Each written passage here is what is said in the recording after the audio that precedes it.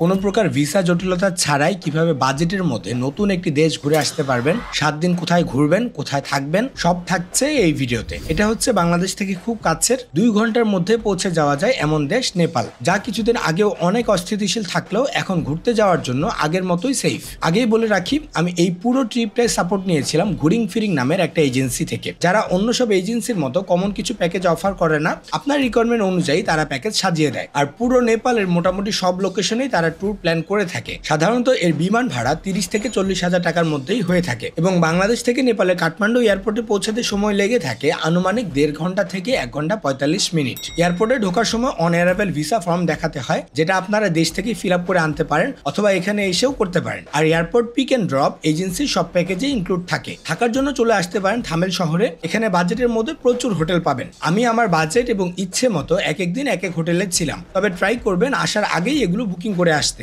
এতে এয়ারপোর্ট ইমিগ্রেশনের সময় অনেক কাজে লাগে। আমরা প্রথম দিন থামেল শহর ঘুরে চলে যাই পাটান দরবার স্কোয়ার দেখতে। এখানে আগে রাজার সময়কার বিভিন্ন স্থাপনা আর আশেপাশের জায়গাগুলো এক্সপ্লোর করে চলে যায় স্বয়ম্ভুনাথ মন্দির দেখতে। পাটান থেকে বেশি দূরে না, পাহাড়ের উপরে। এখান থেকে পুরো কাঠমান্ডু শহরের ক্লিন একটা ভিউ দেখতে পাওয়া যায়। আর এখানকার মজার বিষয় হলো বানর, প্রচুর পরিমাণে বানর থাকে এই পুরো এরিয়াতে। দ্বিতীয় দিন ছিল ইন্দ্রযাত্রা, যেটা নেপালিদের বিশেষ ফেস্টিভ্যাল। আমরা সকাল সকাল চলে যাই কাঠমান্ডু দরবার স্কোয়ারে। সেখানেও রাজার আমলের বেশ কিছু স্থাপনা আর ইন্দ্রযাত্রার প্রস্তুতি দেখেছিলাম। প্রচুর কবুতর ছিল, কবুতরগুলোর সাথে অনেকক্ষণ সময় কাটাই। দুপুরে লাঞ্চ শেষে আমরা চলে যাই লালিতপুরে। সেখানে বাগমতী নদীর তীরে আমরা সেখানে তাদের ফেস্টিভ্যাল দেখেছি। পুরো ফেস্টিভ্যাল চলে রাত পর্যন্ত। তৃতীয় দিন আমরা চলে যাই চন্দ্রগিরিতে। মেঘের উপরে কেবল কারে করে রাইড, এত উঁচুতে এত সুন্দর জায়গা বলে বোঝানোর মতো না। বিকাল পর্যন্ত আমরা এখানেই সময় কাটাই। কাঠমান্ডুতে সেদিন প্রচন্ড আন্দোলন শুরু হয়ে যায়, যার ফলে সন্ধ্যায় আমরা পোখারার উদ্দেশ্যে রওনা দিয়ে দিই। চতুর্থ দিন ও পঞ্চম দিন আমরা পোখারার বিভিন্ন স্পট এক্সপ্লোর করতে থাকি, যার মধ্যে বেশি ভালো লেগেছে এখানকার ফেওয়া লেক,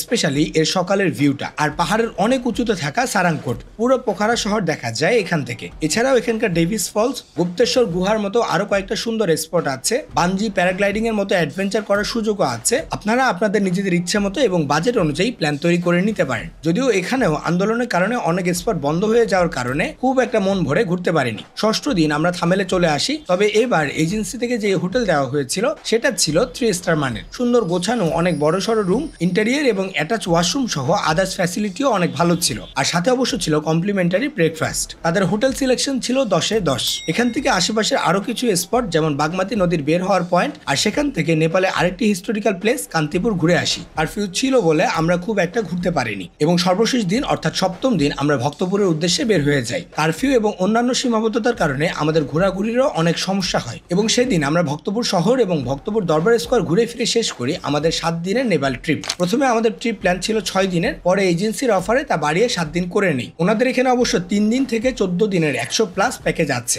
আপনার বাজেট এবং পছন্দ অনুযায়ী প্যাকেজ নিতে পারেন। ইন্টারেস্টিং ফ্যাক্ট হলো ওনারা কোনো গ্রুপ ট্যুর অ্যারেঞ্জ করে না, সব ট্যুরই কাস্টমাইজ এবং প্রাইভেট। মাত্র 2 জন হলে যে কোনো দিন নেপাল ভ্রমণ করা যায়। তাই যারা হানিমুনে যেতে চান বা ফ্রেন্ডস বা ফ্যামিলি মেম্বাররা নিজেদের মতো ঘুরতে চান, তাদের জন্য আমি মনে করি ঘুরিং ফিরিং বেস্ট অপশন। আশা করি আপনাদের ফার্স্ট নেপাল ট্রিপের জন্য বা দেশের বাইরে যাওয়ার জন্য এই ভিডিওটা একটু হলেও কাজে দিবে। আর ভিডিওটা সেভ বা শেয়ার করে রেখে দিতে পারেন, যেন ভবিষ্যতে আপনাদের ট্রাভেল প্ল্যান করার জন্য এটা কাজে লাগে।